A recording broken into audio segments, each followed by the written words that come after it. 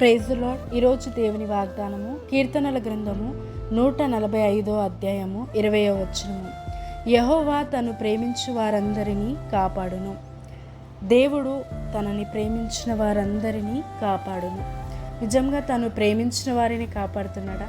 తనని ప్రేమించని వారిపైన కూడా తన కృపను, తన ఆశీర్వాదాన్ని, తను సృష్టించిన సమస్త యావత్తును, తన జీవాన్ని దయచేశాడు. అయితే ప్రేమించుచున్న మనని ఇంకా గొప్పగా దేవుడు ఆశీర్వదిస్తాడు. నిత్యము దినమెల్లను ఆయనంట చేతులు చాచి ఎదురు చూస్తున్నాడు. ఎవరు అతన్ని హత్తుకుంటారని, దేవుని దగ్గరికి ఎవరు వస్తారని, దేవుణ్ణి ఎవరు హత్తుకుంటారని నిత్యము ఆయన కునుకకుండా నిద్రపోకుండా మన కొరకు ఎదురు చూస్తున్న దేవుడు.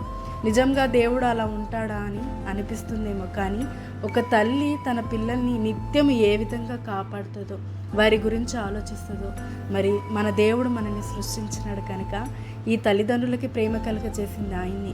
మరి నిజమైన తండ్రి ఆయన కనుక నిత్యము మన గురించే ఆలోచిస్తాడు, నిత్యము మన కొరకే ఎదురు చూస్తాడు, మరి నిత్యము మనని కాపాడతాడు.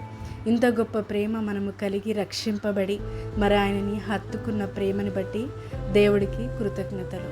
నిజంగా దేవుడు ఇంత గొప్పగా ప్రతి ఒక్కరిని ప్రేమిస్తాడు. మనము ప్రేమించుచున్నాము కనుక ప్రతి విషయంలో కాపాడబడుతున్నాము. దేవుని కృపని బట్టి, దేవుని ప్రేమని బట్టి నిత్యము మనకి దేవుడు తన దూతల ద్వారా ప్రొటెక్షన్ దయచేస్తున్నాడు. మరి ఈ వాగ్దానము మీ అందరి జీవితంలో నెరవేర్చబడునుగాక. దేవుడు మిమ్మల్ని కాపాడి నిత్యము ఆశీర్వదించునుగాక. ఆమేన్.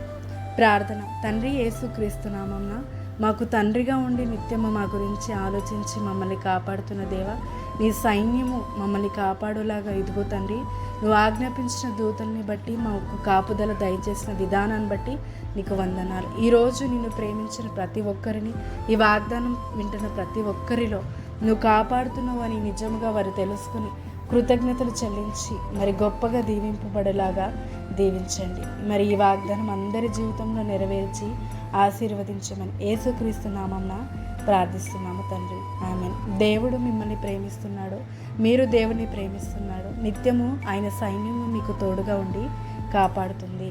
ఆమేన్.